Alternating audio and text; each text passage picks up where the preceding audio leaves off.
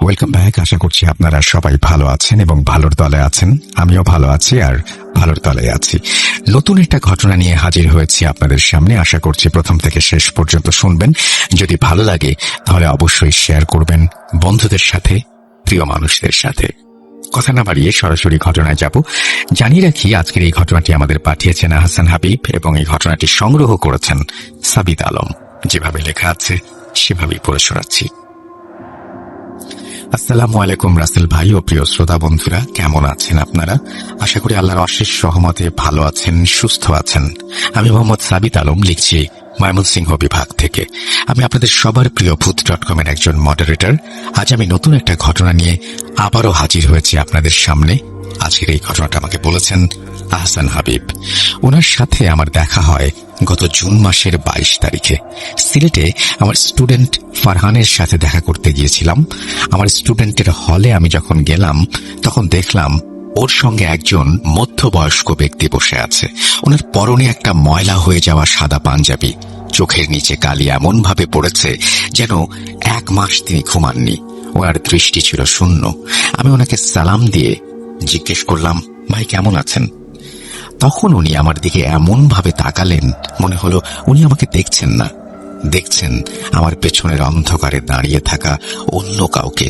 তারপর উনি নিজে থেকেই গড়গড় করে কথা বলা শুরু করলেন। ওনার গলার স্বর ছিল ভাঙা আর উনি হঠাৎ আউট অফ নোওয়্যার আমাকে একটা ঘটনা বলতে শুরু করলেন। আমি ওনার অর্থাৎ আহসান ভাইয়ের জবানিতেই ঘটনাটি বলছি।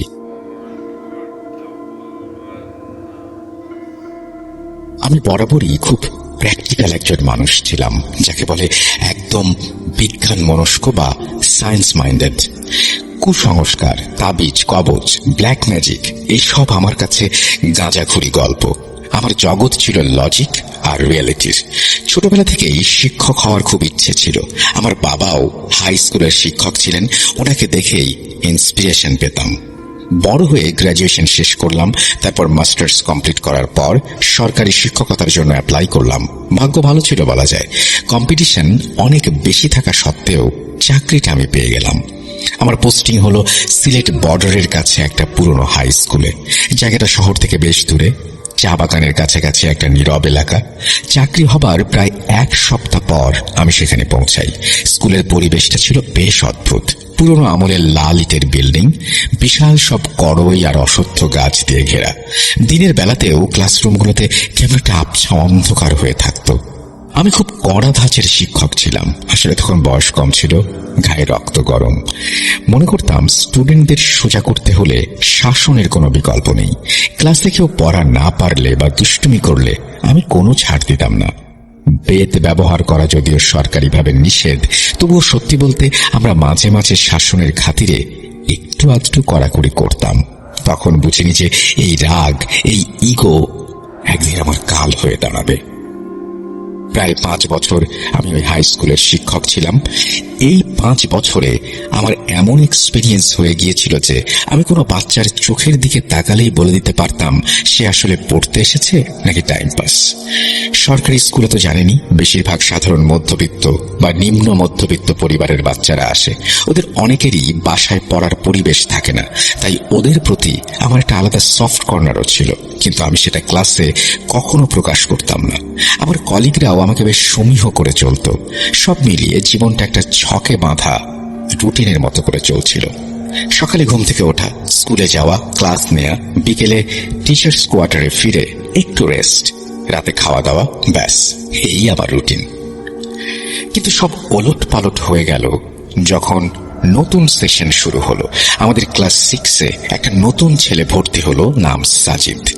ছেলেটা দেখতে একদমই সাধারণ, রোগা পাতলা গরম, গায়ের রং শ্যামলা, কিন্তু ওর মধ্যে এমন কিছু একটা ছিল যা আমি ভাষায় প্রকাশ করতে পারবো না।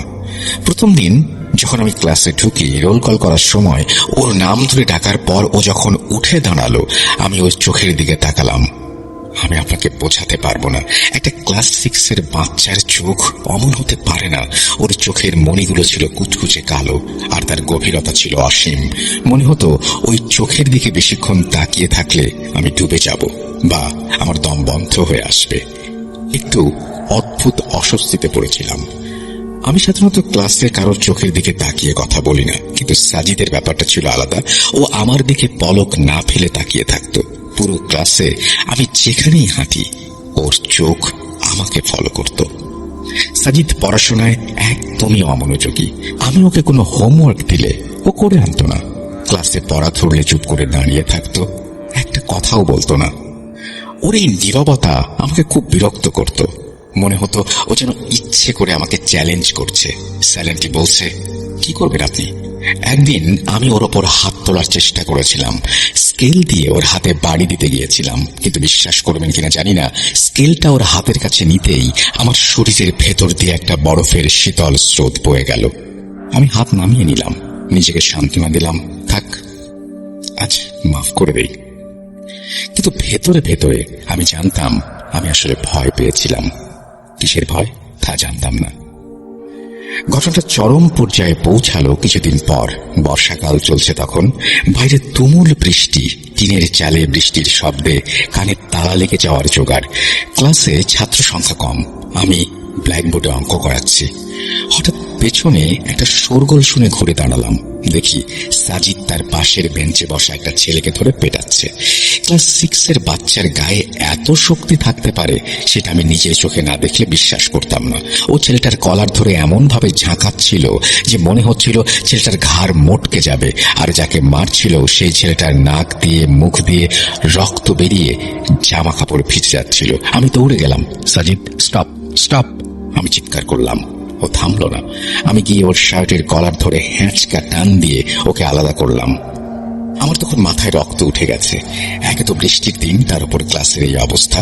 আমি সাজিদকে ধমক দিয়ে বললাম, তোমার সাহস তো কম না, ক্লাসের মধ্যে মাস্তানি? সাজিদ আমার দিকে তাকালো। সেই একই দৃষ্টি, কোনো ভয় নেই, কোনো অনুশোচনা নেই, বরং ওর ঠোঁটের কোণে খুব সূক্ষ্ম একটা বাঁকা হাসি ছিল। ওই হাসিটা দেখে আমার মেজাজ চরমে গেল। মনে হলো ও আমাকে উপহাস করছে। আমি আর নিজেকে কন্ট্রোল করতে পারলাম না। আমার হাতে থাকা ডাস্টারটা নিয়ে ওকে বললাম, হাত পাতো। ও হাত পাতল না, শুধু আমার চোখের দিকে তাকিয়ে রইল। আমি বললাম, আমি বলছি হাত পাতো। এবারও নড়ল না। ক্লাসের অন্য বাচ্চারা ভয়ে একদম চুপসে গেছে। পিনপতন নীরবতা, শুধু বাইরে বৃষ্টির ঝমঝম শব্দ আর বাঁশঝাড়ের ক্যাঁচ ক্যাঁচ আওয়াজ। আমি ওর ডান হাতটা ধরে নিজের দিকে টেনে নিলাম।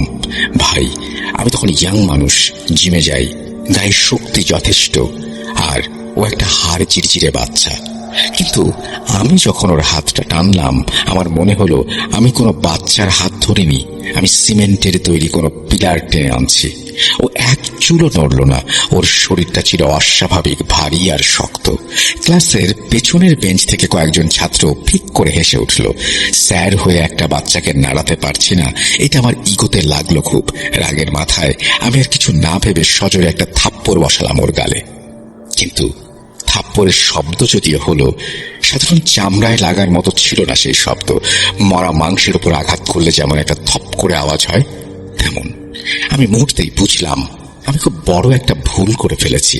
থাপ্পড়টা মারার সাথে সাথেই আমার ডান হাতটা, মানে যেটা দিয়ে আমি মেরেছিলাম, সেটা অবশ হয়ে গেল। মনে হলো কোনোই থেকে আঙুল পর্যন্ত কেউ হাজার হাজার সুই ফুটিয়ে দিয়েছে। একটা তীব্র ইলেকট্রিক শক আমার শির দ্বারা বেয়ে নেমে গেল। আমি যন্ত্রণায় কোঁকিয়ে উঠলাম।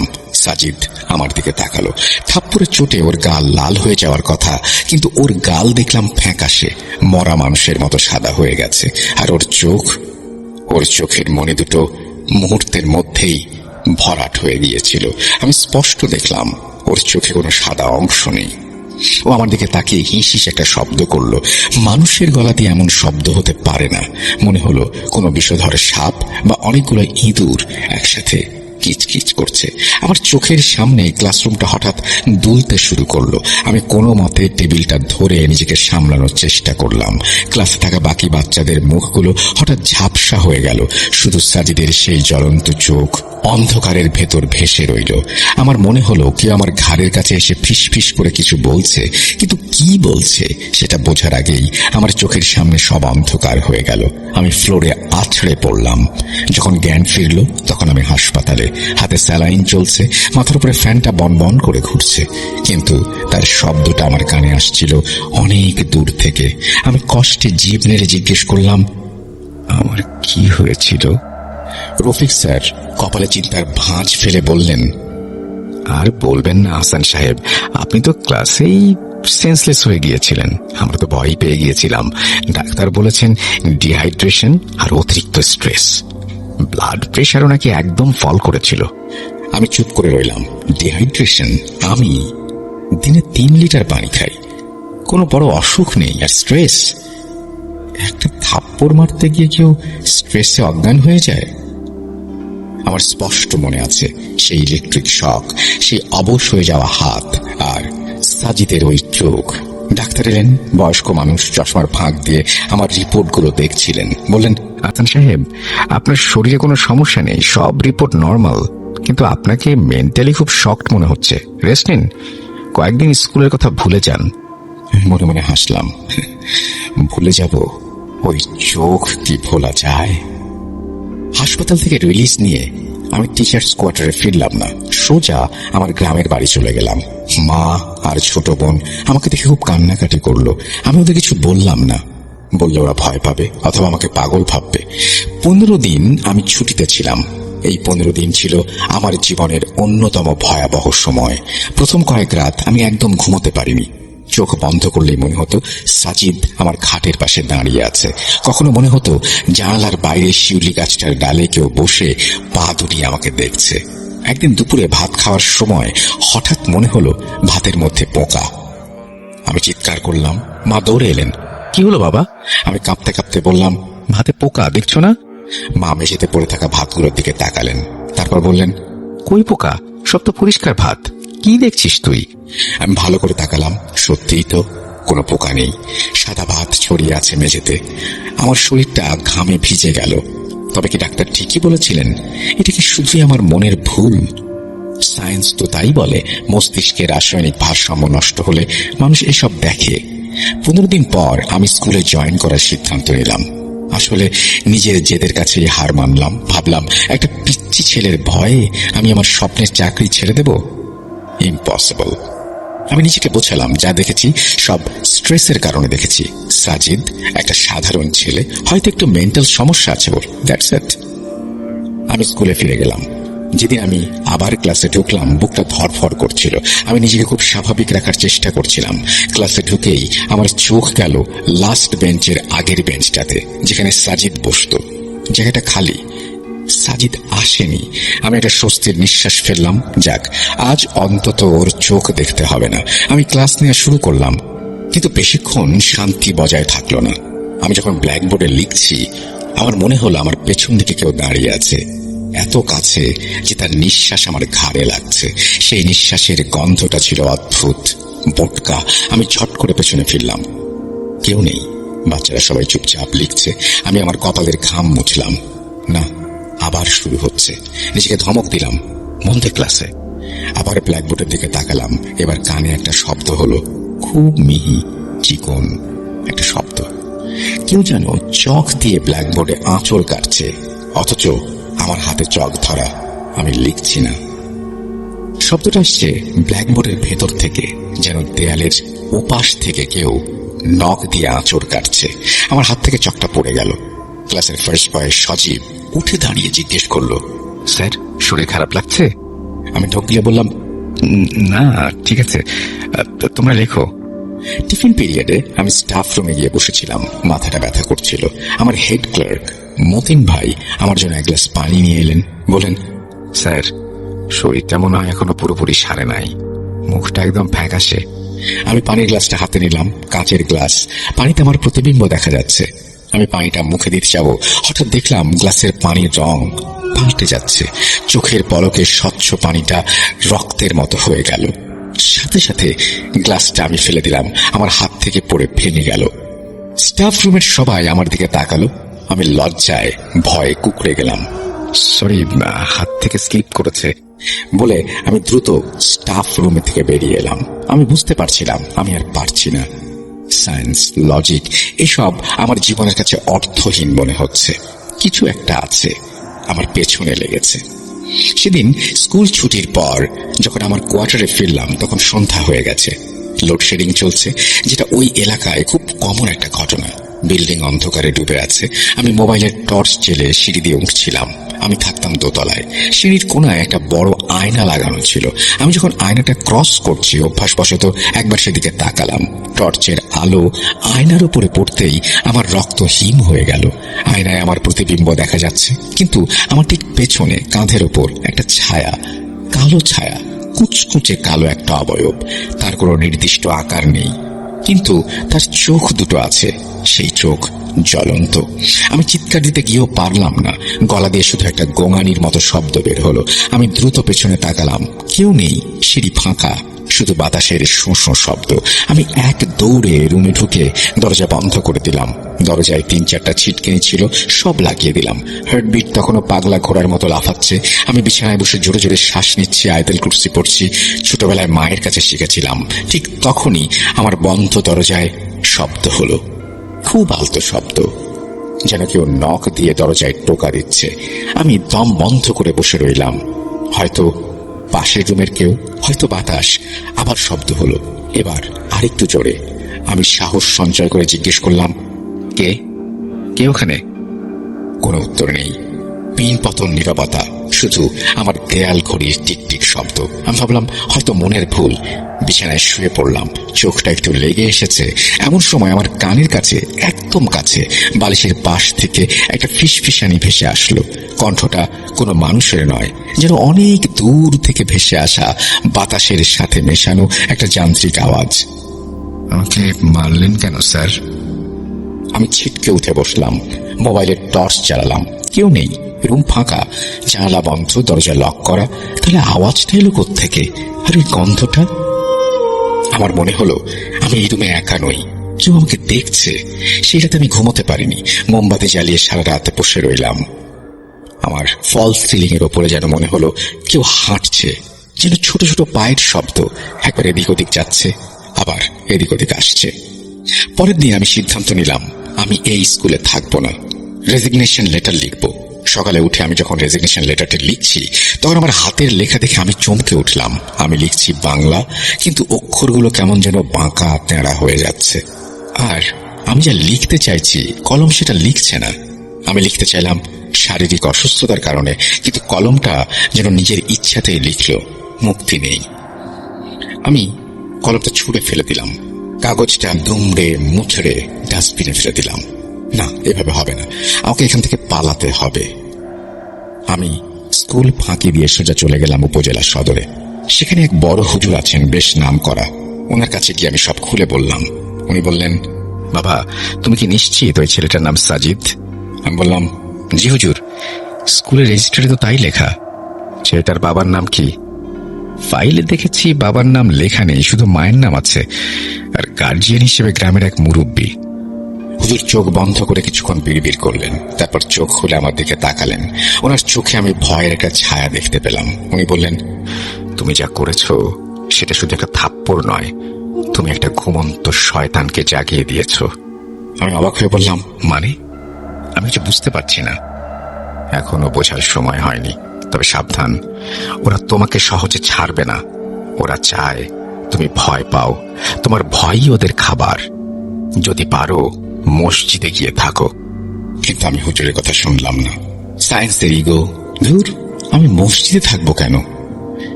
রাত তখন প্রায় 12টা। ইলেকট্রিসিটি নেই। আমি চার্জার লাইটটা জ্বালিয়ে টেবিলে বসে আছি। বাইরে ঝুম বৃষ্টি। হঠাৎ আমার দরজার নিচে একটা ফাঁক দিয়ে ধোঁয়া ঢুকতে শুরু করলো, সাদা ঘন ধোঁয়া। আমি ভাবলাম হয়তো আগুন লেগেছে। আমি উঠে দরজা খুলতে গেলাম, কিন্তু দরজার হাতলটা ধরার আগেই আমি জমে গেলাম। দরজার উপাশে কেউ একজন খুব শান্ত গলায় কথা বলছে। সাজিদ।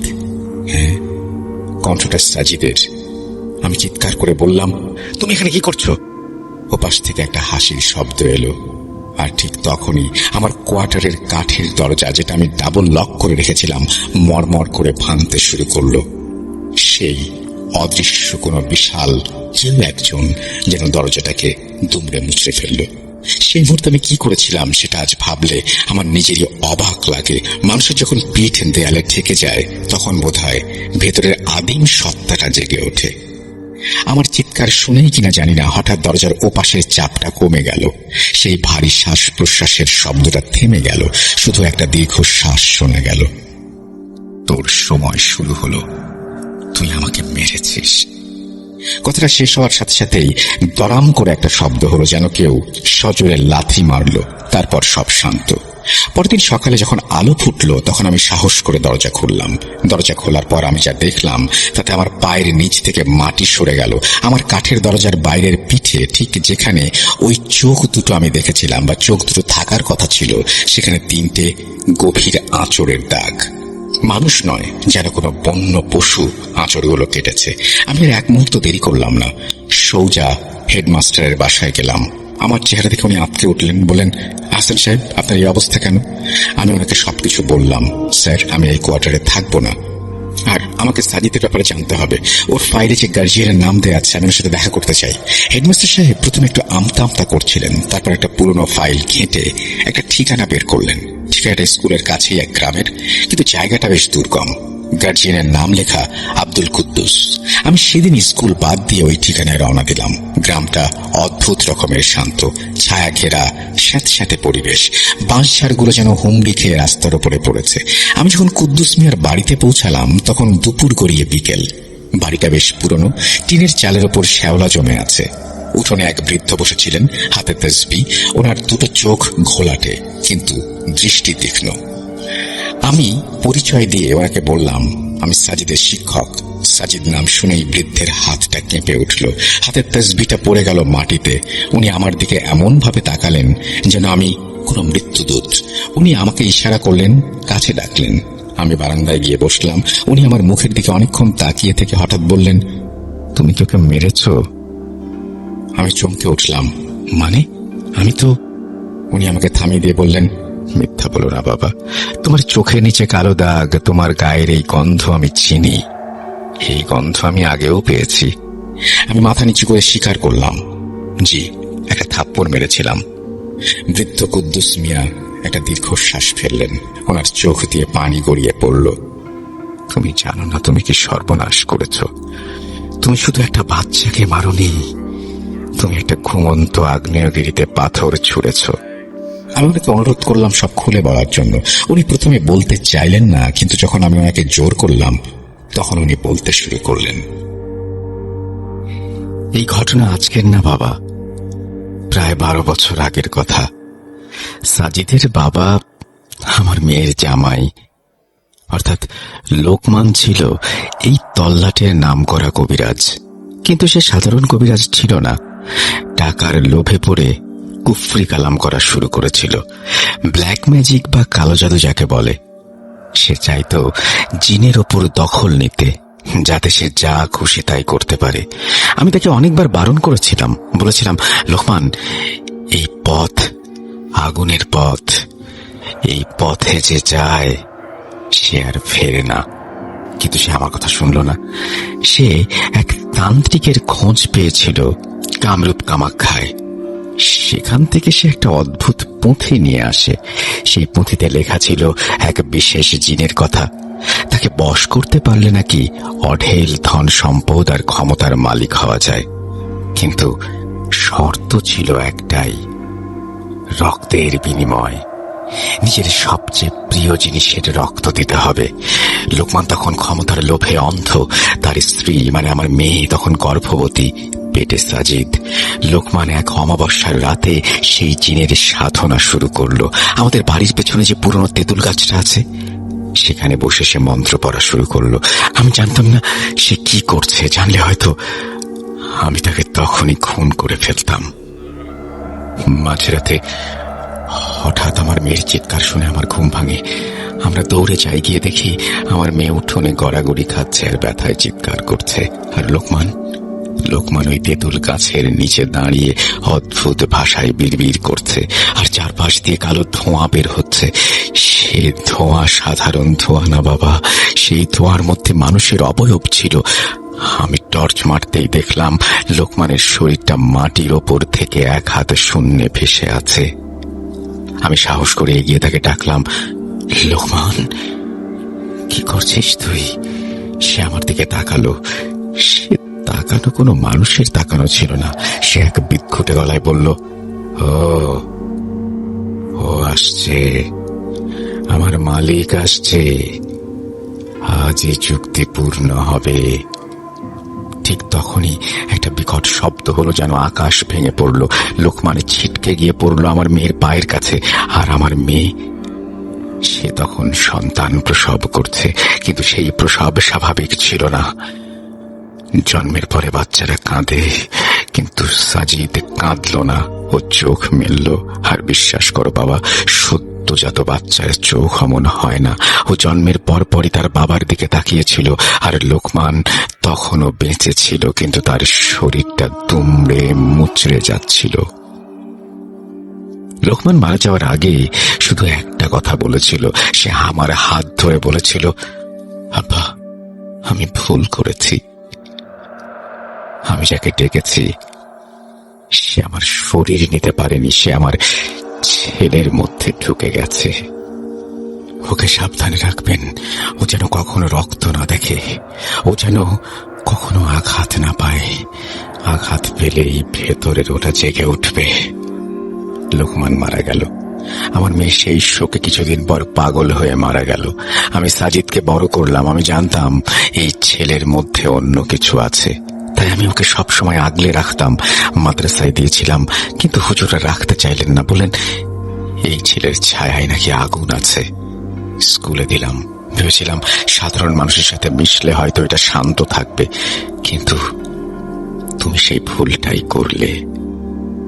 কুদ্দুস মিয়া থামলেন। ওরা সারা শরীর কাঁপছে। উনি এক গ্লাস পানি খেলেন। আমি তখনও স্তব্ধ হয়ে বসে আছি। আমার মাথার ভেতর সব গুলিয়ে যাচ্ছে। জিন, কুফরি কালাম। আমি তো সায়েন্সের ছাত্র।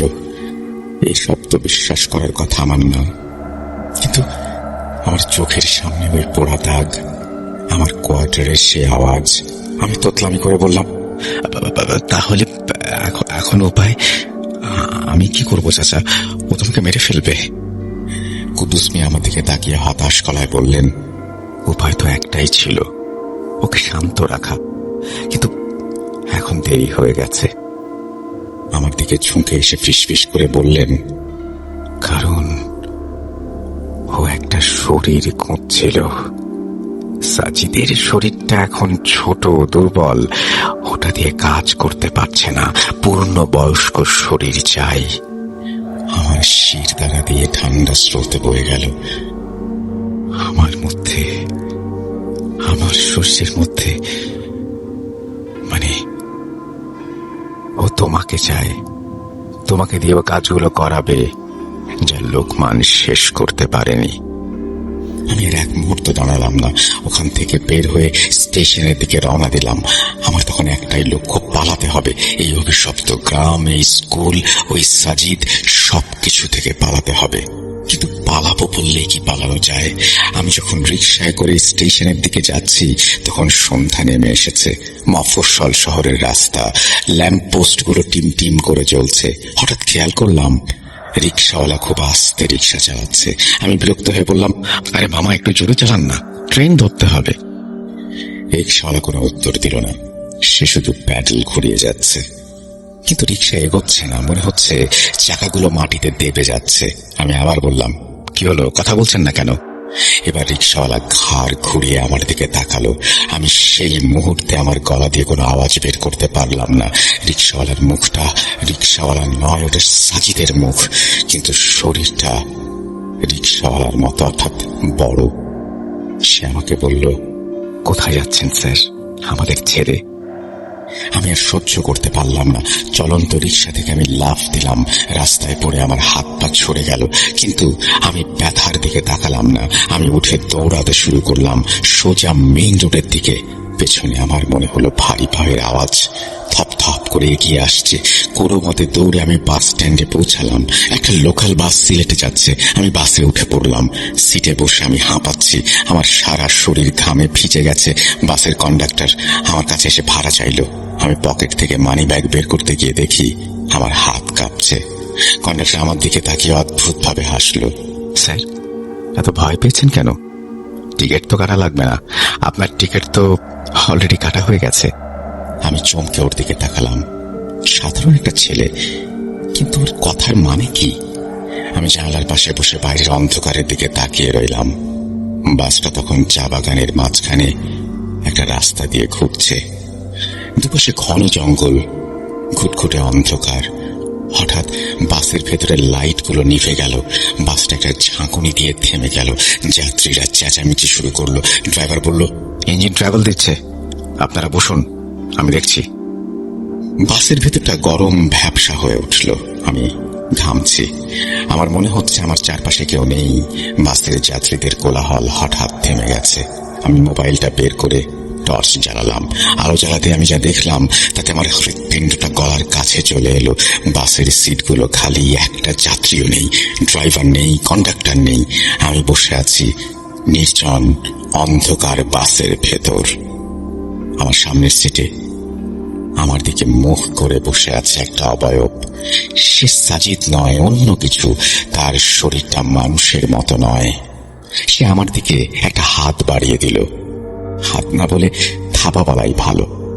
আমি পেছাতে চাইলাম, কিন্তু বাসের সিট আমাকে আটকে দিল। আমি সূরা ফালাক পড়তে শুরু করলাম, কিন্তু আমার মুখ দিয়ে কোনো শব্দ বের হচ্ছে না। মনে হচ্ছে কেউ আমার গলাটা চেপে ধরেছে। আমার নিঃশ্বাস বন্ধ হয়ে আসছে।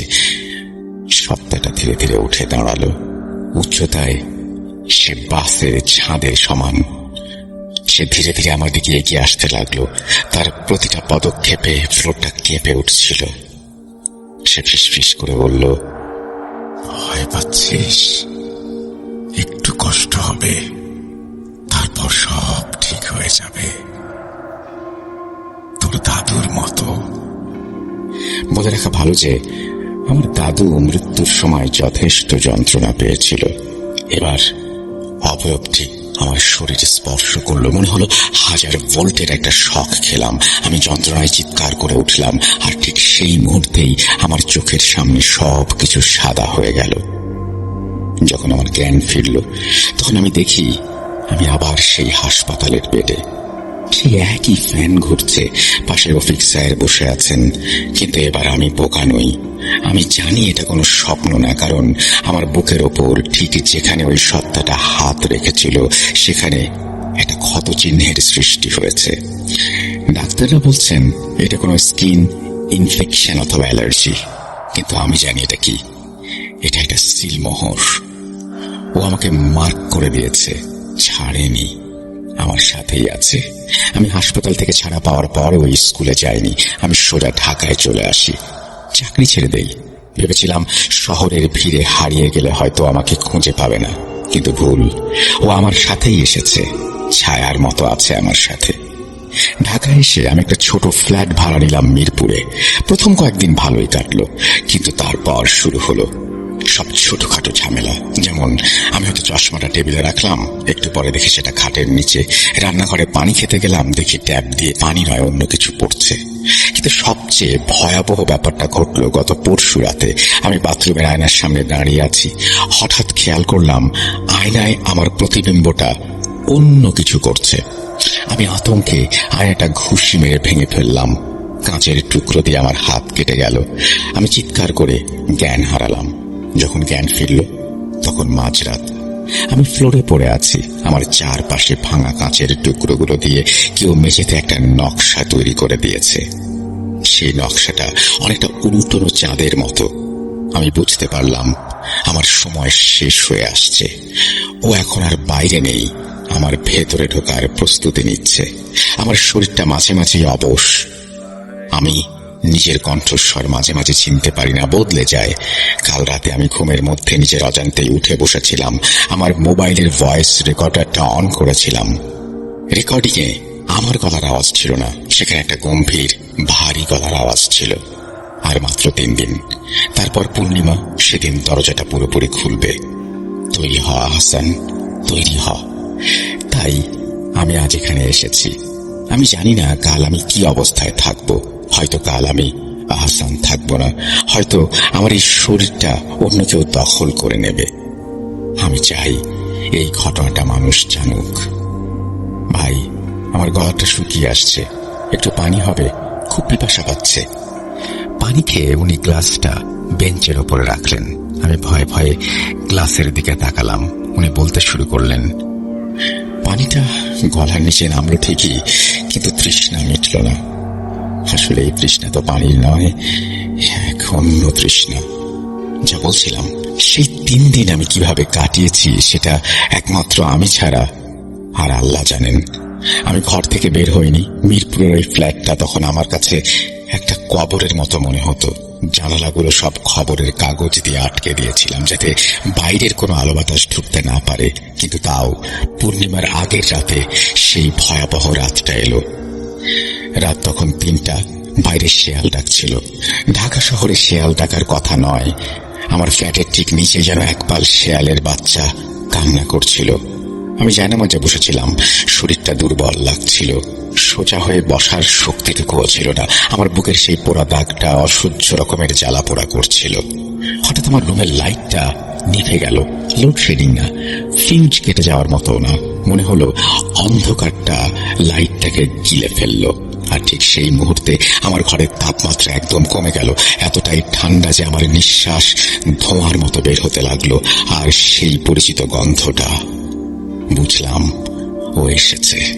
আমি টর্চটা জ্বালানোর চেষ্টা করলাম, কিন্তু জ্বলল না। অন্ধকারের মধ্যেই আমি অনুভব করলাম আমার ঘরের কোনায় ঠিক সিলিং এর কাছে কালো ধোঁয়ার একটা কুণ্ডলি পাক খাচ্ছে। আমি দেয়াল ঘেঁষে দাঁড়ালাম। ধোঁয়াটা ধীরে ধীরে নিচে নেমে এলো এবং একটা আকার নিতে শুরু করলো। প্রথমে আমি ভেবেছিলাম ওটা সাজিদের রূপ ধরবে, কিন্তু না, ওটা সাজিদ না, ওটা আমার নিজের রূপ। আমার মতো উচ্চতা, সবকিছু আমার মতো। পার্থক্য হলো ওর চোখ দুটো। পৈশাচিক এক হাসি ছিল সেই চোখে। আমার প্রতিরূপটা আমার দিকে এক পা এগিয়ে এলো। ওর হাঁটার ভঙ্গিটা ছিল খুব অদ্ভুত। ও বলল, কি ভেবেছিলি আহসান, পালিয়ে বাঁচবি? এত অহংকার তোর? আমি চিৎকার করে বলতে চাইলাম, আমি তো অনুতপ্ত, আমি মাফ চাচ্ছি। কিন্তু আমার গলা দিয়ে কোনো স্বর বের হলো না। মনে হচ্ছে আমার গলাটা বন্ধ হয়ে গেছে। আমার প্রতিরূপটা একদম আমার কাছে চলে এলো। ওর শরীর থেকে একটা তাপ বের হচ্ছিল আগুনের মতো। সে বলল ফিস ফিস করে, আমরা কোনো শরীর দখল করি না আহসান, বিনিময় করি। কথাটা শেষ হওয়ার সাথে সাথেই ও আমার উপরে ঝাঁপিয়ে পড়ল। আমি জ্ঞান হারালাম। জ্ঞান ফিরে দেখি আমি আমার ফ্ল্যাটে, কিন্তু আমার গায়ে কাদামাটি লেগে আছে। আমি নিজের অজান্তে নানান কাজ করি। কেন করি জানি না। মা বাবাকে গালাগালি অবধি করি। আজ আমি এইখানে কেন এসেছি জানেন? আমি জানি আপনি ভূত.com-এ কাজ করেন। আপনি মানুষের কাছে এসব ঘটনা পৌঁছে দেন। আমি চাই আমার এই ঘটনাটা মানুষ জানুক। সামান্য রাগের বশবর্তী হয়ে শিশুর গায়ে হাত তোলার অপরাধে আমার জীবন ধ্বংস হয়ে গেছে। একটা ছোট্ট ভুল, একটা মুহূর্তের রাগ জীবনটাকে নড়বড়ে করে দিতে পারে। আজ একটা হুজুরের কাছে যাচ্ছি, দোয়া করবেন। এই বলে আহসান ভাই ওনার ঘটনা শেষ করেন। এরপরে সাবিত আলম লিখছেন, এই ছিল আপনাদের জন্য আমার কালেক্ট করা ঘটনা। আমি আপনাদের শুধু একটা কথাই বলতে চাই, রাগ সম্বরণ করুন। আপনাকে অনেক ধন্যবাদ সাবিত আলম আপনার ঘটনার জন্য। আশা করছি যারা শুনলেন তাদেরও ভালো লেগেছে। আমরা চলে যাব আমাদের পরবর্তী ঘটনায়।